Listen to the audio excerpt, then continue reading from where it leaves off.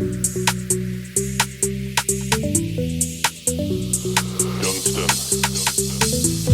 you know the man has got flavors. 016, gotta meet me on pavement. Yo, driving whip's not dangerous. Hello everyone, this is Sacrifice, and today we will be going over the third boss in Algeth'ar Academy, Vexamus, and how I heal it as a Discipline Priest.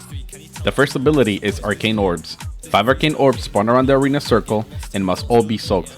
Each orb soaked does low damage and puts the magic dispellable stack and debuff Oversurge, which makes you take 200% more damage per orb soaked for 20 seconds.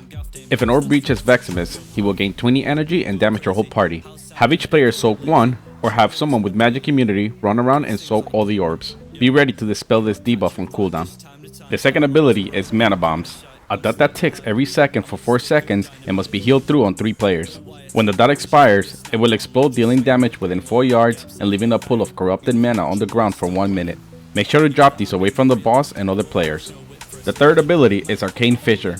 Approximately every 40 seconds upon reaching 100 energy, Vexamus explodes, inflicting damage to all players and pushing them back. Keep in mind that each arcane orb that hits the boss gives him 20 energy and reduces the 40-second timer on this ability by 8 seconds. These fissures also spawn multiple swirls at player locations, each inflicting high damage if touched. The last ability is Arcane Expulsion, a tank buster that ejects a mass of energy in a frontal cone and will hit anyone in the way.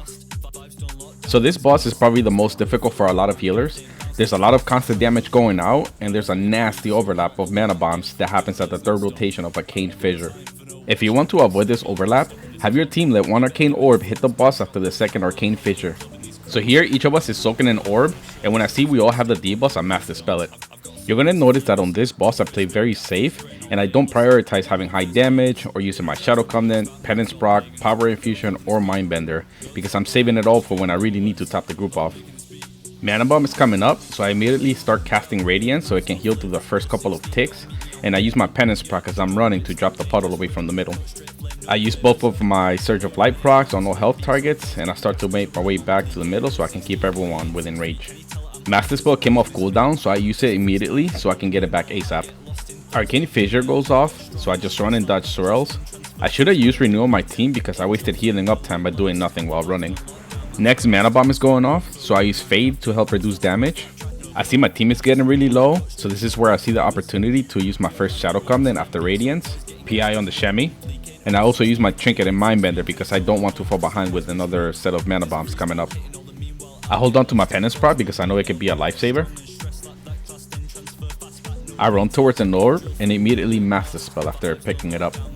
Arcane Orbs go out, so I Radiance, but the Druid runs out too far. He gets to 0% and survives it, so I use Power Ward Life and throw my Penance Proc at him to heal him back up to full. Arcane Fissure comes next, and the Shemi is not fully healed, so my first reaction is to Rapture him, and then I continue to blanket the group as I'm dodging swirls. I then DPS the boss and refresh Rapture Shields. Next round of Mana Bombs go out, but I'm not worried because everyone still has their Rapture Shields. When the bomb goes off, everyone still has Atonement, so I only use my Mindbender, and then I DPS to heal everyone up. I continue to play very safe and hold on to my Penance Proc. Coming up is where we get the Mana Bomb overlap with Arcane Fissure, so I cast Radiance as soon as I see the boss finish casting Mana Bomb. And I follow that up with Shadow Covenant, Schism, and Dark Reprimand.